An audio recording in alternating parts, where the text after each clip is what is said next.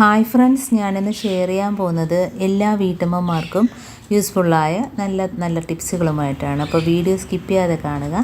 Channel subscribe ചെയ്യാതെ കാണുന്നവരുണ്ടെങ്കിൽ please ഒന്ന് സബ്സ്ക്രൈബ് ചെയ്ത് സപ്പോർട്ട് ചെയ്യാനും കൂടി മറക്കരുത്.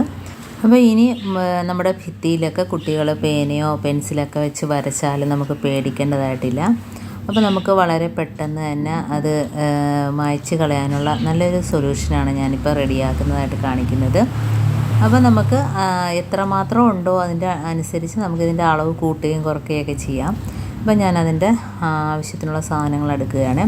അപ്പോൾ നമുക്ക് ഡിഷ് വാഷ്, അതേപോലെ വിനാഗിരി, അതേപോലെ തന്നെ നമ്മുടെ വൈറ്റ് കളറിലെ പേസ്റ്റ്, വൈറ്റ് കളറിലെ പേസ്റ്റ് തന്നെ എടുക്കാൻ ശ്രമിക്കുക. അപ്പോൾ ഇത് മൂന്നും മാത്രം മതി. അപ്പോൾ നമുക്ക് ഒരു സൊല്യൂഷൻ റെഡിയാക്കാം. അപ്പോൾ ഇതിനായിട്ട് ഞാനൊരു ടിൻ എടുത്തിട്ടുണ്ട്. അതിൽ 1 ടീസ്പൂൺ അളവിൽ ഡിഷ് വാഷ്, അതിൻ്റെ അതേ അളവിൽ തന്നെ 1 ടീസ്പൂൺ അളവിൽ വിനാഗിരി, അതേപോലെ തന്നെ പേസ്റ്റും 1 ടീസ്പൂൺ അളവിൽ എടുത്തിട്ടുണ്ട്. അപ്പോൾ ഇത് മൂന്നും കൂടി നല്ലോണം മിക്സാക്കി പേസ്റ്റ് രൂപത്തിലാക്കി എടുക്കുക. നല്ലോണം മിക്സാക്കി കൊടുക്കുക. കാരണം ആ പേസ്റ്റ് അതുമായിട്ട് നല്ലോണം ഒന്ന് ചേർന്ന് വരട്ടെ. അപ്പോൾ നമുക്ക് പഴയ ഒരു ബ്രഷ് എടുക്കാം. അത് വെച്ചിട്ട് തന്നെ നമുക്ക് നല്ലോണം ഇതൊന്ന് ഇളക്കി നല്ല രീതിയിലൊന്ന് പേസ്റ്റ് രൂപത്തിലാക്കി ഒന്ന് പതപ്പിച്ചെടുക്കാം. അപ്പോൾ ഈ ഒരു സൊല്യൂഷൻ മാത്രം മതി നമ്മുടെ ഭിത്തിയിൽ അഴുക്കും മെഴുക്കും, അതേപോലെ തന്നെ കുട്ടികൾ വരച്ച പേനയുടെ ആണേലും പെൻസിലിൻ്റെ ആണേലും, അതേപോലെ തന്നെ നമ്മൾ മാർക്കറൊക്കെ വെച്ച് വരച്ചാലും എല്ലാം വളരെ എളുപ്പത്തിൽ പോകും കേട്ടോ. അപ്പോൾ അതുകൊണ്ട് ഇതിപ്പം കുട്ടികൾ താണ്ട് മതിലൊക്കെ വരച്ചിട്ടിരിക്കുക, ഭിത്തിയിലൊക്കെ വരച്ചിട്ടിരിക്കുന്നതാണ് അപ്പോൾ നമ്മൾ കളയുന്നത് കണ്ടോ. അപ്പോൾ നമുക്ക് ആ ഒരു സൊല്യൂഷൻ നല്ല രീതിയിൽ കട്ടിക്കൊന്ന് തേച്ച് കൊടുക്കുക.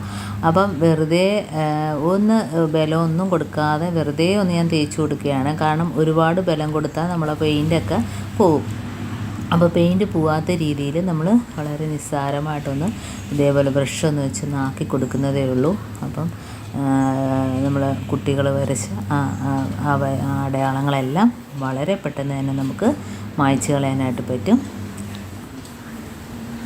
അപ്പോൾ അതങ്ങനെ കിടക്കുമ്പോൾ ഒരു വൃത്തികേടാണ്. അപ്പോൾ ഇതിൻ്റെ കൂടെ എളുപ്പം തന്നെ നമുക്ക് ഭിത്തിയിലെ അഴുക്ക്, അതേപോലെ തന്നെ മെഴുക്കും കറയും എല്ലാം നമുക്ക് ഈ ഒരു സൊല്യൂഷൻ വെച്ചിട്ട് തന്നെ നമുക്ക് വെളുപ്പിക്കാവുന്നതാണ്. അപ്പോൾ അതിനായിട്ട് നമുക്കൊരു സ്പോഞ്ചാണ് എടുക്കുന്നത്. അപ്പോൾ ആദ്യം നമ്മുടെ നമ്മുടെ കുട്ടികൾ വരച്ച പേനയുടെയും പെൻസിലിൻ്റെയൊക്കെ അടയാളം നമുക്ക് ആദ്യം മായ്ച്ച് കളയാം. അതിനുശേഷം അപ്പോൾ അതുകൊണ്ട് ഇനി നമുക്ക് അഴുക്കുള്ള ഭാഗത്തൊക്കെ ഇതേപോലെ ആ സ്പോഞ്ച് തൊട്ടിട്ട് ഒരു സൊല്യൂഷൻ തൊട്ടിട്ട് നമുക്ക് തേച്ച് കൊടുക്കാം. അപ്പം എന്നിട്ട് അത് തന്നെ വെച്ച് നമുക്ക് ഒന്ന് തുടച്ചെടുക്കാം കേട്ടോ. അത് നല്ലോണം ഒന്ന് കഴുകുക. സ്പോഞ്ച് നല്ലോണം ഒന്ന് കഴുകിയതിന് ശേഷം അത് വെച്ചിട്ട് തന്നെ അഴുക്കും മെഴുക്കും എല്ലാം നമുക്കൊന്ന് തുടച്ചെടുക്കാം. അപ്പോൾ കണ്ടോ, തുടച്ച സ്ഥലവും തുടയ്ക്കാത്തതും നമുക്കറിയാൻ പറ്റും. അപ്പോൾ അതുകൊണ്ട് ഇതേപോലെ ഒന്ന് മുക്കിയിട്ട് തേച്ച് കൊടുക്കുക. അഴുക്കുള്ള ഭാഗത്തെല്ലാം തേച്ച് കൊടുക്കുക. അപ്പോൾ ഭിത്തി വെറുതെ പെയിൻ്റ് അടിക്കേണ്ട കാര്യമില്ല. അപ്പോൾ ഇതേപോലെ ഒന്ന് തേച്ച് കൊടുക്കുകയാണെങ്കിൽ നമ്മുടെ ഭിത്തിയിലുള്ള എല്ലാ അഴുക്കും പോകും കേട്ടോ. അപ്പോൾ നല്ല രീതിയിൽ ഭിത്തി പെയിൻ്റ് അടിച്ച പോലെ തന്നെ നമുക്ക് കിട്ടുന്നതായിരിക്കും. ഇതിപ്പം ഞാൻ കുറച്ച് സൊല്യൂഷൻ മാത്രമേ എടുത്തിട്ടുള്ളൂ. കാരണം ഇവിടെ കുറച്ച് ഭാഗത്ത് നമുക്ക് ആവശ്യമായിട്ടുള്ളതായിരുന്നു.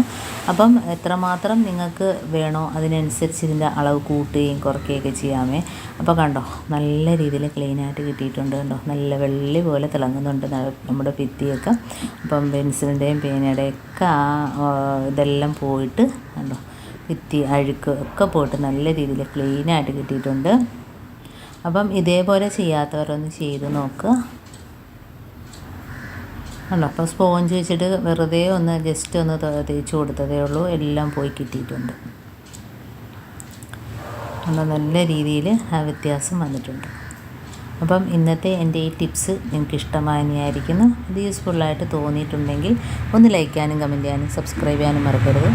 അതേപോലെ ബെല്ലൈക്കൻ എനേബിൾ ചെയ്യാനും മറക്കരുത്. എന്നാൽ മാത്രമേ ഞാനിടുന്ന ഓരോ വീഡിയോസും നിങ്ങളുടെ മുമ്പിൽ നോട്ടിഫിക്കേഷനായി എത്തുകയുള്ളൂ. അപ്പം ഇനിയും നല്ല നല്ല ടിപ്സുകളുമായിട്ട് വീണ്ടും കാണാം. അതുവരേക്കും താങ്ക്സ് ഫോർ വാച്ചിങ്.